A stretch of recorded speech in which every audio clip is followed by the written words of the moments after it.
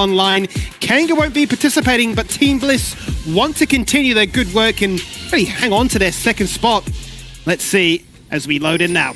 Yeah, I think that is such an important thing for Bliss, talking about good work. I think they have to keep, having this form, having this, style of play where they look so dominant on these different, picks where, like, you look at their comp right now, they don't have a lot of early game agency. You'll say, they have 3 lanes where they do not get priority. How much can they really get done in the early game? Because I really like the comp they have come up with. I really like Malphite as a pick, into these double 80 carries. We saw Nasus in the past, which I think Wither is a really good tool to deal with double 80 carries, but Ground Slam, pair that with the Frozen Heart, I think Malphite can get so much done in this team fight to create space for his carries. Well, I'm interested to see how he functions in the early game, right? Because no doubt Woodon, being as he is, wants to be incredibly aggressive, wants to showcase that Renekton isn't going to just roll on over, wants to actually be that force towards the mid game. So I wonder just how much work KNG can get done, knowing that the lanes they're going into aren't as strong as they would be, or if it is very much cruise control and Team Bliss's mechanics just get to carry them through to that 10-15 minute mark.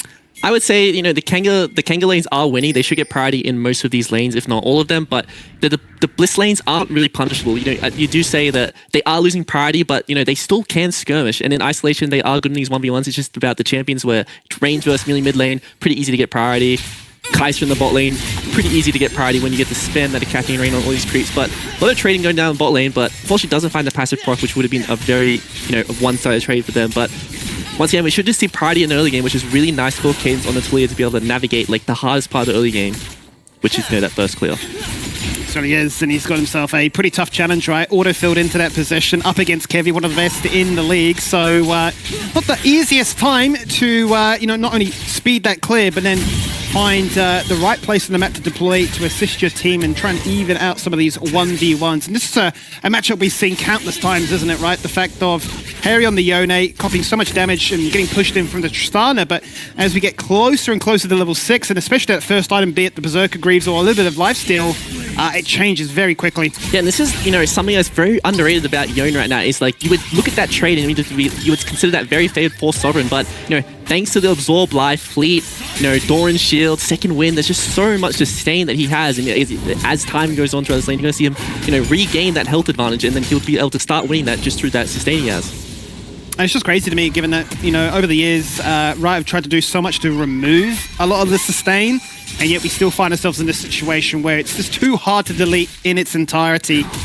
Let's check in with top lane as well, very quickly. You can see a bit of a trade took place before, 2 meatheads bashing up against one another. But it would be Woodon that won't have the luxury of all that extra HP as, the Malphite reigns supreme.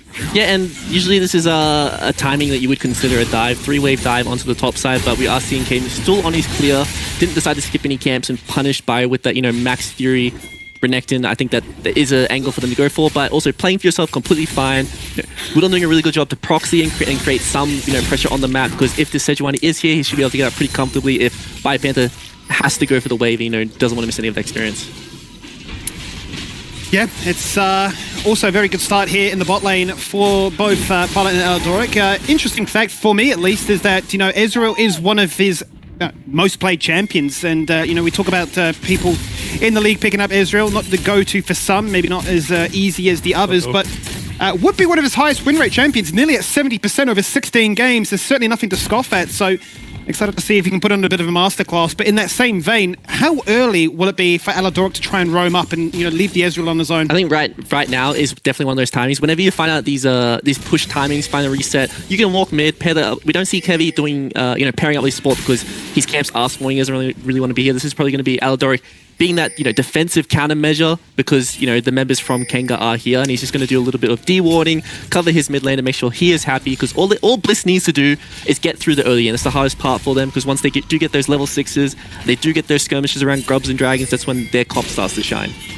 It certainly does, and some really nice vision there. Actually completely reads the play that KNG were hoping for. 3 members hovering towards the mid lane. Nothing to be found. Fully aware of that one, and dissuade any idea of entertaining it whatsoever. And finding out, Bio's going to get a chance to actually push out this wave. Dead on even with the CS, soon to be equalized and back in Woodon's favor if he can pick up some of this underneath the tower. But those seismic shards, just so annoying. This is the bowling ball down the lane. And I was actually, I really like to hear Bio being so confident in himself, like straight out to saying he's the best top laner in the league right now. Because I remember the last time he said he was this confident was, back in 2022 where he just completely gapped Topoon in the final. So very nice to see that he's feeling himself again. But, you know, Kevy going for this gank onto Gavin might just be a very easy kill for himself. It certainly might be the case, as Gavin is actually unfortunately going to flash into the headbutt of Kevy. The Ignite tick actually gets a retaliation kill, so they trade 1 for 1. The stun underneath the tower. Vendrick falls down as well, and Violet ever so low. Fantastic flash away, as Cadence did as well, just to try and get a little bit of extra damage in the mix. But that's your first interaction, and a good one at that. Yeah, not too bad of a trade for either side. They do get summoners on all these members, so I think it's all going to be about, you know, who comes back, who wants to, you know, punish that. But I think this is always going to favor the side of Bliss, because Ezreal, whenever he gets through the early game, whenever he gets a lead, he's such a dominant champion when we get to mid game. When we see him on that mid wave, he can arcane shift forward, land these mystic shots. It's so oppressive. Certainly is. It's that big battle between the two of them, right, as to getting those items online as quickly as they can for the Ezreal, making sure that you keep ahead of the, the traditional crit scaling AD carries. As for the Kaiser, is as quickly as you can, evolving all those core abilities to truly function and sort of supercharge your damage as a whole. Well, Kevy did find a kill. Harry also might find one in a second as he slingshots back, and very deep underneath that mid tier 1. Still comes out ahead with the HP. Yeah, just trading his health, forcing Sovereign to go back. He does have access to the teleport, so he's not going to miss any of this wave. But I really like this play from Kevy. Straight away running to the grubs after that bot skirmish, because he knows that Cadence does not have access to the flash summoner, and if he does walk into river, he's going to get met by a Biopan who has his ult ready. Scary, scary times when a Malphite's ready with that unstoppable force. Really is, like the name mentions, an absolute titan you don't really want to wrestle with if you can avoid it. 3 gubs then go the way of Bliss. The dragon yet to be looked at. Sovereign jumps in aggressively, but Kevy can just simply dash across the wall to safety. So nothing to be found just yet. Once again, checking in the bot lane. Violet feeling so strong and finds the second. Fantastically set up there by Aladora with the flash stun pounce. And Ventric will have to fend for himself for what feels like an eternity now. Yeah, and you were mentioning how successful Violet was on the champion, but I just think Ezreal has been out of the metal for so long that we don't really remember, like, who was so, who were the major, success picks on this champion back in the past. And really nice to see that it has come back into meta. We do get to see these really talented micro players playing Ezreal again, because I just think it's such a nice champ to watch. And, in the right hands can absolutely take over a game. It is a treat. A mechanical masterclass is what we're looking to try and witness here today, as he's already ahead by a sizable amount of that CS. The only person also with a champion bounty this early on is certainly a scary prospect to try and deal with. Level 6 is now starting to come across for those AD carries as well. And this is that big deciding moment that you mentioned before, and a big reason why I think both sides have sort of, let's forget about that dragon. We're not really too keen to entertain the full 5v5. Yeah, I think that as we do see more levels come into the game, Bliss would feel a lot more favored to go for that dragon. Kevy paired him up with, either Aladoric or Harry in the skirmish is going to do so well that now that he has access to the ult. I expect to see this one pulled straight away, because Bliss want to get these objectives rolling as soon as possible. It just gives them more avenues to play the game. They do not lack side lane pressure this game at all, but the fact that they're able to play the 5v5 soul is just, what makes their comp so dynamic, and having these different avenues to be able to attack the game is what makes their comp so good. What I've seen, Intelli, it's 2 members soon to be free of Bliss attacking onto this first dragon. Kanga are grouped up as an entire squad. No wood unavailable, but the Weaver's Wall coming on in. Cadence going to separate the likes of both Harry and Violet, the big damaging threats. But in jumps Aladoric with the 2-man Magnet Storm. They instantly take down Cadence, make it a double as they really rip them apart. Yes, they take down Kevy, so there is no spike, but the dragon's already been done. And now a lonely Kaiser gets isolated for another kill. And Violet really is so far ahead now. And that almost felt effortless for the Bliss members. We saw Eldor pretty much just walk up melee range, throw out the Magnet Storm, find it really easy to engage, pair that up with the Fate Shield, and it was just such an easy team fight for the Bliss members. This is where their comp is so strong. They find level 6 advantages on their support, and thanks to Sejuani having a combat ult, whereas Tulia doesn't. They have 2 ult advantages in this skirmish, and it's just going to be such a one-side affair at that case. And it was incredibly close on that dragon. I saw 40 HP remain before Kevin was able to pick up that one. So the smallest of margins, would it have made a big of a difference? I'm not too sure in the end, given that the kill count certainly still went in an overwhelming favor. But to be already at your first item before 10 minutes, this is crazy. Yeah, this is absolutely crazy. We do see aggression going on to buy a top lane. Does have access to ult though, so even if he isn't able to walk this one off, which he does so well, he can always just throw out the unstoppable force and just disengage any pressure that happens onto him top side. Yeah, so difficult to try and find a way back in now if you're Cadence as to what lane do I look at? Mid lane is no longer winning, top lane is a rough one, and bot lane is just going to win on its own because look, Violet doesn't actually care. The only thing that stops him is the tower. Now Kevy says, okay, boys, thank you so much for serving me that beautiful double kill. Smite onto Gabba. No, Hog fails. Oh, an absolute tragedy. And then we pan into mid lane, and both mid laners are bleeding. Oh, and how painful is that when Ezreal can arcane shift into the creep wave and fight you inside your minions? That is, you know, very telling in itself how strong Violet and Aldork are in the bot lane right now. And Harry doing a really good job at absorbing all this pressure. Might see aggression go on to Cadence here. Harry almost has access to the Fate Sealed. Yeah, so he does. Looking for the kill right now. Cadence unable to try and escape from this situation. The flash burn, but nothing to be found. Fantastic disengage by the end there from Sovereign for sure. That was the second lined up very, very easily. Kevy tanks up one, tanks up two, Buster shot away, tower, tower, tower. It's winning the game for them. As Sovereign continues to taunt in that mid lane. And as for the bot lane of Bliss, that it's like, well, if you're not here, we will just win instead. Kevy. You know what? Everyone gets one, Skivvy. Everyone gets one. Violet going for the 2v1 here in the bot lane, feeling very confident. Has the items to back it up, and I think he's just, you know, being able to force him out like this, find the easy kill. Wow. What a player. Unbelievable. There's no reason, well, there is a big reason, I should say. There's no reason you should try and challenge him in this situation because he is known as Ultraviolet for a good reason. He's gone for the 1v2, maybe the 1v3. He lost vision. Weaving the auto attack. He's cancelled. He did it. He gets a triple. And look at the smile on his face. 6-0-4. Probably 2-3 items done already at this point. The world is his oyster. Has he finally woken up? Skivvy, after all this time, you know, we've been waiting for Ultraviolet to finally appear back on our screens, and, you know, he's having a performance like this, pushing out the, you know, jungle and bot lane by himself in a 1v3, finds himself the triple kill, finds himself 2 items at 12 minutes. What a performance. Unreal. Really is, as Spawn would say, a bit of a shellacking to open up this one. And yes, whilst they really are on opposite ends of the table, it's that form, that consistency, that level off. Why can an AD carry do this? We are all aware that AD carries are meant to be weak, meant to be babysat by a support, so they can do this far later on. He's only level 8. He's got a 2-level lead over the AD carry. He doesn't seem to care. And neither do we of that replay, because we're seeing more action towards the top side of the map. 6 scrubs picked up by Bliss. That's why Kanga are here. And can they find anything? Or is it merely a case of them being wiped off the map? 2 kills found very, very easily.